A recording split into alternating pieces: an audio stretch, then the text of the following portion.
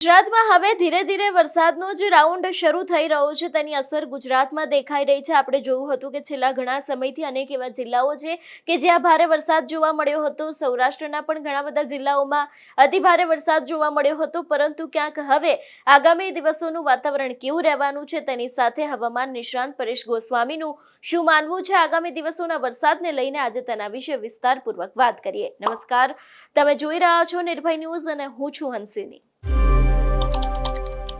ગુજરાતમાં છેલ્લા ઘણા સમયથી મેઘરાજાએ પોતાની બેટિંગને વિરામ આપ્યો હતો, પરંતુ ક્યાંક હવે છેલ્લા અઠવાડિયાની અંદર આપણે જોયું હતું કે ગુજરાતમાં ધીરે ધીરે વરસાદની શરૂઆત થઈ રહી છે। નવો રાઉન્ડ આવી શકે છે એવી શક્યતાઓ દેખાઈ રહી છે। ખાસ કરીને આજના દિવસની જો વાત કરવામાં આવે તો આજે કચ્છ છે, તેની સાથે દેવભૂમિ દ્વારકા, પોરબંદર, જૂનાગઢ, ગીર સોમનાથ અને દીવ, અમરેલી, ભાવનગર, બોટાદ, રાજકોટ, જામનગર, મોરબી, સુરેન્દ્રનગર, અમદાવાદ, આણંદ, ખેડા, પંચમહાલ, દાહોદ, મહીસાગર, છોટાઉદેપુર, વડોદરા, ભરૂચ, નર્મદા, સુરત, તાપી, ડાંગ, નવસારી, વલસાડ અને દમણ છે, તેની સાથે અરવલ્લી, સાબરકાંઠા, બનાસકાંઠા, પાટણ, મહેસાણા અને ગાંધીનગર, અહીં ક્યાંક એટલે કે સમગ્ર ગુજરાતમાં સાર્વત્રિક વરસાદ પડી શકે છે, છૂટો છવાયો વરસાદ પડી શકે છે, હળવાથી મધ્યમ ઝાપટા પડી શકે છે એવી શક્યતાઓ હવામાન વિભાગ દ્વારા વ્યક્ત કરવામાં આવી છે।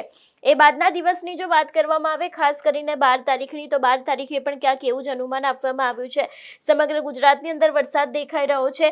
કચ્છ છે, તેની સાથે દરિયાકાંઠાના વિસ્તારો છે, નીચેના ભાગના જિલ્લાઓ છે, મધ્ય ગુજરાતમાં તેની સાથે ઉત્તર ગુજરાતમાં વરસાદ પડી શકે છે અને મધ્ય ગુજરાતમાં પણ ક્યાંક વરસાદ પડી શકે છે એવી શક્યતાઓ તેના બાદના દિવસની પણ ક્યાંક જોવા મળી રહી છે। 13 તારીખની જો વાત કરવામાં આવે તો 13 તારીખે પણ સમગ્ર ગુજરાતની અંદર વરસાદ દેખાઈ રહ્યો છે। કચ્છ છે, દરિયાકાંઠાના વિસ્તારો છે, નીચેના ભાગના વિસ્તારો છે, મધ્ય ગુજરાતમાં વરસાદ પડી શકે છે। ખાસ કરીને ઉત્તર ગુજરાત, બનાસકાંઠા, સાબરકાંઠા, મહેસાણા છે, પાટણ છે, એ પણ દરેક ક્યાંક ને ક્યાંક જિલ્લાઓની અંદર ભારે વરસાદ પડી શકે છે એવી શક્યતા અત્યારે હાલ હવામાન વિભાગ દ્વારા વ્યક્ત કરવામાં આવી છે। આગામી દિવસોમાં વરસાદ છે તે વધારે વધી શકે છે। તહેવારોની સિઝન ચાલુ થઈ રહી છે, જન્માષ્ટમી જેવા પાવન તહેવારો આવી રહ્યા છે, આમાં પણ ક્યાંક ને ક્યાંક મેઘરાજા પોતાની બેટિંગ કરી શકે છે એવી શક્યતાઓ દેખાઈ રહી છે। આ વિષયને લઈને વધુમાં હવામાન નિષ્ણાંત પરેશ ગોસ્વામીએ શું કહ્યું, સાંભળીએ। 1 તારીખથી વરસાદનો ગેપ જોવા મળી રહ્યો છે। આપણા વાર્ષિક કાર્યક્રમમાં પણ જે આપણું અનુમાન હતું કે શરૂઆતના 15 દિવસ છે એ વરસાદી ગેપ હશે, વરાપનો માહોલ હશે, વરસાદ ખેંચા છે।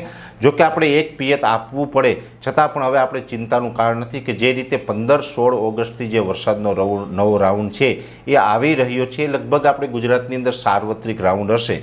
જો કે હું આપને વચ્ચે અહીં એ બતાવવા માગું છું કે જે આપણું એક અનુમાન હતું કે છેલ્લા લગભગ ઘણા સમયથી જે અરબ સાગર છે એ આપણો નિષ્ક્રિય છે અને બંગાળની ખાડી સક્રિય છે, સતત બંગાળની ખાડીમાંથી વરસાદી સિસ્ટમો આવતી હતી, પણ હવે ધીમે ધીમે અરબ સાગર પણ સક્રિય થઈ રહ્યો છે। જો કે અરબ સાગર સક્રિય થઈ રહ્યો છે છતાં પણ જે 15થી 21 વચ્ચે જે વરસાદી રાઉન્ડ આવશે એ વરસાદી સિસ્ટમ છે એ બંગાળની ખાડીમાંથી જ આવવાની છે। હજુ પણ આપણે કહી શકાય કે 15થી 21નો જે વરસાદ છે એમાં અરબ સાગરનો કોઈ લાભ મળવાનો નથી, સક્રિય ચોક્કસથી થઈ રહ્યો છે, છતાં પણ આ રાઉન્ડ છે બંગાળની ખાડીની સિસ્ટમને કારણે આવે તેવું એક અનુમાન છે ને એ સાયક્લોનિક સર્ક્યુલેશનના સ્વરૂપમાં હશે। અને એ સાયક્લોનિક સર્ક્યુલેશન અત્યારે જે ટ્રેક બતાવી રહ્યા છે, જો આ ટ્રેકમાં કોઈ ફેરફાર ન થાય તો એ સાયક્લોનિક સર્ક્યુલેશન છે એ ઓડિશા અને આંધ્રપ્રદેશના અમુક ભાગોને કવર કરી અને જે દક્ષિણ મધ્યપ્રદેશ અને મહારાષ્ટ્રના ઉત્તર ભાગો ઉપર થઈ અને મુંબઈ સુધી આવે ને ત્યાંથી એ સિસ્ટમ છે એ અરબ સાગર, દક્ષિણ ગુજરાતના ભાગો અને સૌરાષ્ટ્રને વધારે કવર કરે તેવી સંભાવનાઓ છે।